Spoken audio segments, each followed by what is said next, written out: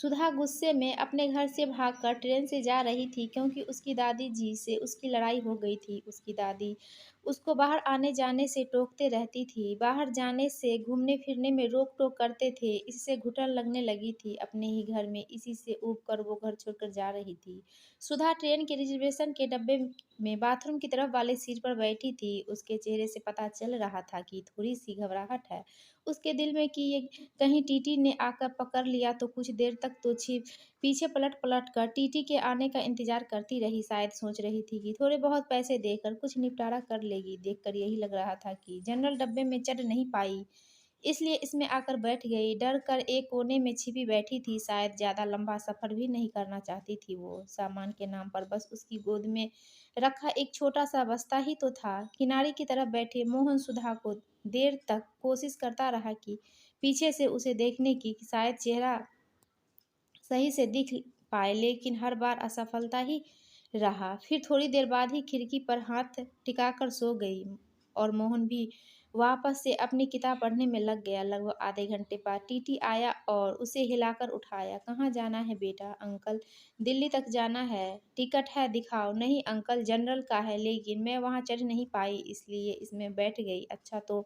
400 रुपये का पेनल्टी बनेगा, जल्दी से पैसे दो। अरे अंकल जी, मेरे पास तो पैसे नहीं हैं। बहुत ढूँढने के बाद ये 300 रुपये ही हैं। ये तो गलत बात है बेटा, पेनल्टी तो भरनी पड़ेगी। सुधा रोते हुए, सॉरी अंकल जी, मैं अगले स्टेशन पर जनरल डब्बे में चली जाऊंगी। मेरे पास सच में पैसे नहीं है, कुछ परेशानी आ गई, इसलिए जल्दबाजी में घर से निकल आई और ज़्यादा पैसा लेना भूल गई। बोलते बोलते सुधा रोने लगी। टीटी ने उसे माफ़ कर दिया और 300 रुपये में उसे दिल्ली तक उस डब्बे में बैठने की परमिशन दे दी। टीटी के जाते ही उसने अपने आंसू पोंछे और इधर-उधर देखा कि कहीं कोई उसकी और देखकर हँस तो नहीं रहा था।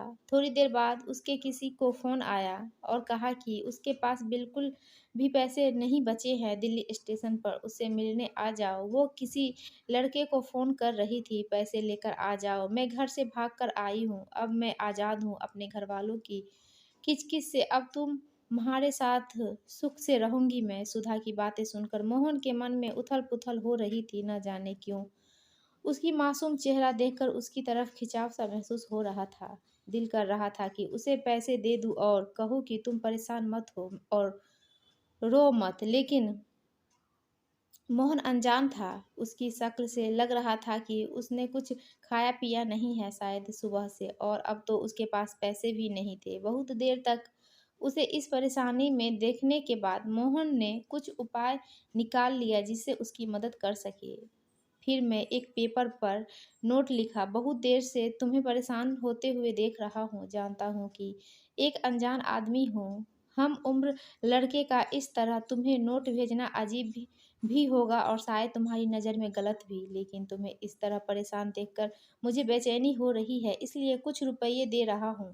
तुम पे कोई एहसान न लगे, इसलिए मेरा एड्रेस भी लिख रहा हूँ। जब तुम्हें सही लगे मेरे एड्रेस पर पैसे वापस भेज सकती हो। वैसे मैं नहीं चाहूँगा कि तुम वापस करो। एक चाय वाले के हाथों उसे वो नोट देने को कहा और चाय वाले को मना किया कि उसे ना बताए कि वो नोट मोहन उसे भेजा है। नोट मिलते ही उसके 2-3 बार पीछे पलटकर देखा कि कोई उसकी तरफ देखता हुआ नज़र आए तो उसे पता लग जाए कि किसने भेजा, लेकिन मोहन ने तो नोट भेजने के बाद ही मुँह पर चादर डाल लिया, लेट गया था। थोड़ी देर बाद चादर का कोना हटाकर देखा तो उसके चेहरे पर मुस्कुराहट थी। लगा जैसे कई सालों से इस एक मुस्कुराहट का इंतज़ार था।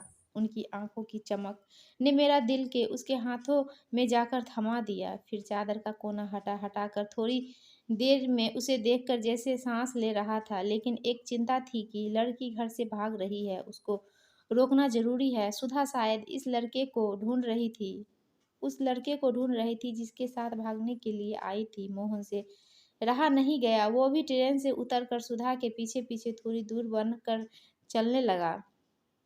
करीब 2 घंटे लगातार ढूंढने के बाद भी वो लड़का नहीं मिला। सुधा अकेले अनजान शहर में स्टेशन पर बैठे रोई जा रही थी। बहुत देर से खुद को रोके हुए मोहन से रहा नहीं गया और सुधा के पास जाकर बोला, क्यों रो रही हो? मैं काफ़ी देर से ट्रेन में भी आपको देख रहा था, आप को कोई परेशानी है क्या? सुधा रोते हुए बोली, मैं घर से भाग कर आई हूँ। वहाँ मुझे आज़ादी नहीं है अपने तरीके से जीने की। मोहन ने समझाते हुए बोला, आप घर से भागकर किसी लड़के से शादी करने वाली थी सुधा।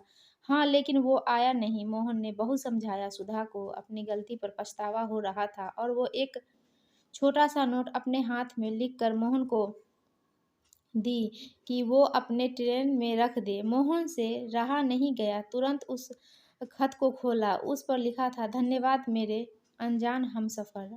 आपका ये पैसा ज़िंदगी भर नहीं भूलूँगी और एक धन्यवाद जो अभी स्टेशन पर मिले थे, उनको भी। मुझको अपना जैसे समझने के लिए आज मैं अपने घर उनकी बेटी बनकर जाऊँगी। मोहन उस दिन से सुधा को भूल नहीं पा रहा था। उनका मन कह रहा था, सुधा ज़रूर खत भेजेगी। अब तो सुधा की वो आँखें और वो मुस्कुराहट जैसे मोहन के जीने की वजह बन गए थे। हर रोज़ पोस्टमैन से पूछता था, शायद किसी दिन उसका कोई खत आ जाए। आज 6 महीने बाद एक खत मिला। आपका कर्ज अदा करना चाहती हूँ, लेकिन खत के ज़रिए नहीं, आपसे मिलकर। नीचे मिलने की जगह का पता लिखा था और आखिर में लिखा था, तुम्हारी अनजान हमसफ़र।